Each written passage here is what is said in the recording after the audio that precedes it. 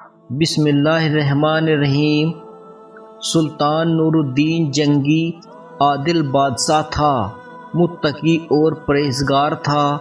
رات کا بہت سا حصہ تہجد اور وظائف میں خرچ کرتا تھا۔ 557 ہجری میں ایک شب تہجد کے بعد سوئے تو حضور اقدس صلی اللہ علیہ وسلم کی خواب میں زیارت ہوئی کہ حضور اکرم صلی اللہ علیہ وسلم نے 2 کیری آنکھوں والے آدمیوں کی طرف اشارہ فرما کر سلطان نور الدین جنگی سے ارشاد فرمایا کہ ان دونوں سے میری حفاظت کرو۔ سلطان کی گھبراہٹ سے آنکھیں کھلی، فوراً اٹھ کر وضو کیا اور نوافل پڑھ کر دوبارہ لیٹے تو پھر آنکھ لگی اور یہی خواب پھر دوبارہ نظر آیا۔ پھر جاگے اور وضو کر کے نوافل پڑھی، پھر لیٹے اور پھر آنکھ لگنے پر تیسری مرتبہ پھر وہی خواب نظر آیا تو اٹھ کر کہنے لگے کہ اب نیند کی کوئی گنجائش نہیں۔ فوراً رات ہی کو اپنے وزیر، جو نیک صالح آدمی تھا جن کا نام جمال الدین بتایا جاتا ہے، اس نام میں اختلاف بھی ہے، بلایا اور سارا قصہ سنایا۔ وزیر نے کہا کہ اب دیر کی کیا گنجائش ہے، فوراً مدینہ طیبہ چلیے اور اس خواب کا تذکرہ کسی سے نہ کیجیے۔ بادشاہ نے فوراً رات ہی کو تیاری کی۔ وزیر اور 20 نفر مخصوص خدام لے کر تیز رخ اونٹنیوں پر بہت سا سامان اور مال و متاع لدوا کر مدینہ طیبہ کو روانہ ہو گئے اور رات دن چل کر 16ویں دن مصر سے مدینہ طیبہ پہنچے۔ مدینہ طیبہ سے باہر غسل کیا اور نہایت ادب و احترام سے مسجد شریف میں حاضر ہوئے اور روضہ جنت میں 2 رکعت نفل پڑھی اور نہایت متفکر بیٹھے سوچتے رہے کہ کیا کرے۔ وزیر نے اعلان کیا کہ بادشاہ زیارت کے لیے تشریف لائے ہیں اور اہل مدینہ پر بخشش اور اموال بھی تقسیم ہوں گے، اور بہت بڑی دعوت کا انتظام کیا جس میں سارے مدینہ کو دعوت دی۔ سلطان عطا کے وقت بہت گہری نگاہ سے لوگوں کو دیکھتے رہے۔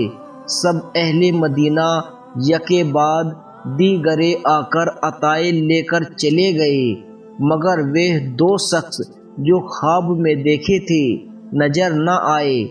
بادشاہ نے پوچھا کہ کوئی اور باقی تو نہیں رہا، اس کو بھی بلا لیا جائے۔ معلوم ہوا کہ کوئی باقی نہیں رہا۔ بہت غور و خوض اور بار بار کہنے پر لوگوں نے کہا کہ 2 لوگ متقی پرہیزگار مغربی بزرگ ہیں، وہ کسی کی کوئی چیز نہیں لیتے، خود بہت کچھ صدقات خیرات اہل مدینہ پر کرتے رہتے ہیں، سب سے الگ رہتے ہیں، گوشہ نشین آدمی ہیں۔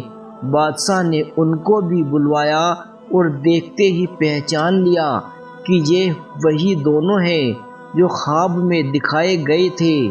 بادشاہ نے ان سے پوچھا کہ تم کون ہو؟ کہنے لگے کہ مغرب کے رہنے والے ہیں، حج کے لیے حاضر ہوئے تھے، حج سے فراغت پر زیارت کے لیے حاضر ہوئے اور حضور اکرم صلی اللہ علیہ وسلم کے پڑوس میں پڑے رہنے کی تمنا ہوئی تو یہاں قیام کر لیا۔ بادشاہ نے کہا صحیح صحیح بتا دو۔ انہوں نے جو پہلے کہا تھا اسی پر اصرار کیا۔ بادشاہ نے ان کی قیام گاہ پوچھی، معلوم ہوا کہ روضہ اقدس کے قریب ہی ایک رباط میں قیام ہے۔ بادشاہ نے ان کو وہیں روکنے کا حکم دیا اور خود ان کی قیام گاہ پر گیا۔ وہاں جا کر بہت تجسس کیا، وہاں مال و متاع تو بہت سا ملا اور کتابیں وغیرہ رکھی ہوئی ملی، لیکن کوئی چیز ایسی نہ ملی جس سے خواب کے مضمون کی تائید ہوتی۔ بادشاہ بہت پریشان اور متفکر تھا۔ اہل مدینہ بہت کثرت سے سفارش کے لیے حاضر ہو رہے تھے کہ نیک بزرگ بھی دن بھر روزے رکھتے ہیں، ہر نماز روزہ شریفہ میں پڑھتے ہیں، روزانہ بقیع کی زیارت کرتے ہیں، ہر صبح کو قباء جاتے ہیں، کسی سائل کو رد نہیں کرتے۔ اس قحط کے سال میں اہل مدینہ کے ساتھ انتہائی ہمدردی اور غم گساری انہوں نے کی ہے۔ بادشاہ حالات سن کر تعجب کرتے تھے، ادھر ادھر متفکر پھر رہے تھے۔ دفعتاً خیال آیا کہ ان کے مسلح جو ایک بوریے پر بچھا ہوا تھا اٹھایا، نیچے ایک پتھر بچھا ہوا تھا، اس کو اٹھایا تو اس کے نیچے ایک سرنگ نکلی جو بہت گہری کھودی گئی تھی اور بہت دور تک چلی گئی تھی، حتیٰ کہ نبی پاک صلی اللہ علیہ وسلم کی قبر مبارک تک پہنچ گئی تھی۔ یہ دیکھ کر سب دنگ رہ گئے۔ بادشاہ نے ان کو غصے میں کانپتے ہوئے پیٹنا شروع کیا، کہا کہ صحیح صحیح واقعہ بتاؤ۔ انہوں نے بتایا کہ وہ دونوں نصرانی ہیں اور عیسائی بادشاہ نے ان کو بہت سا مال دیا ہے اور بہت زیادہ دینے کا وعدہ کیا ہے۔ وہ حاجیوں کی صورت بنا کر آئے ہیں تاکہ وہ قبر سے حضور اکرم صلی اللہ علیہ وسلم کے جسم اطہر کو لے جائیں۔ وہ دونوں رات کو اس جگہ کو کھودا کرتے ہیں اور جو مٹی نکلتی ہے اس کو چمڑے کی 2 مسکیں ان کے پاس مغربی شکل کی تھی، اس میں بھر کر رات ہی کو بقیع میں ڈال آیا کرتے تھے۔ بادشاہ اس بات پر کہ اللہ جل شانہ نے اور ان کے پاک رسول صلی اللہ علیہ وسلم نے اس خدمت کے لیے ان کو منتخب کیا، بہت روئے اور دونوں کو قتل کروایا اور حجرہ شریفہ کے گرد اتنی گہری خندق کھدوائی کہ پانی تک پہنچ گئی اور اس میں رانگ یا سیسا پگھلا کر بھروا دیا کہ نبی پاک صلی اللہ علیہ وسلم کے جسم اطہر تک کسی کی رسائی نہ ہو سکے۔